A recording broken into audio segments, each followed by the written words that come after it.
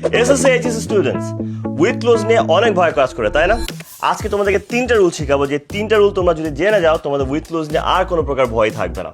So rule number 1 হচ্ছে mental sorting. যখন তুমি বক্সটা পেয়ে যাচ্ছ, ওই ক্লু বক্স থেকে ক্লুগুলোকে তুমি মেন্টাল সর্টিং করে ফেলো, যে কোনটা নাউন, কোনটা প্রিপোজিশন, কোনটা অ্যাডভার্ব, কোনটা অ্যাডজেক্টিভ, এরকম একটা মেন্টাল সর্টিং করে ফেলে। তুমি যখন সেন্টেন্সটা পড়তে যাবা, তুমি ব্ল্যাঙ্কটা দেখে কিন্তু বুঝে যাবা যে যদি এখানে নাউন বসে তাহলে এখানে তোমার হাতে কয়টা অপশন আছে, বা এখানে অ্যাডভার্ব বসলে তোমার হাতে কয়টা অপশন আছে।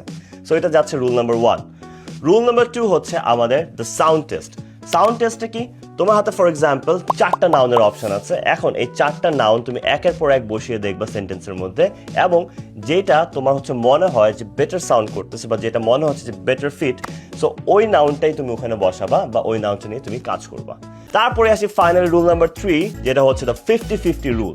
দ্য 50-50 রুল তখন ইউজ করবা যখন তোমার মনে হবে যে 2টা ওয়ার্ড তোমার কাছে মনে হচ্ছে কারেক্ট অ্যান্সার, তখন তুমি ওই 2টা ওয়ার্ড নিয়ে মূলত কাজ করবা। ওই একটা সেন্টেন্সের মধ্যে ওই ব্ল্যাঙ্কে 2টা ওয়ার্ডই একের পর এক বসাবা, এবং তুমি চেষ্টা করবা খুঁজে বের করা যে কোনটা সবচেয়ে কমন কলোকেশনের মধ্যে পড়ে, বা কোনটা সবচেয়ে বেশি স্যুট করতেছে।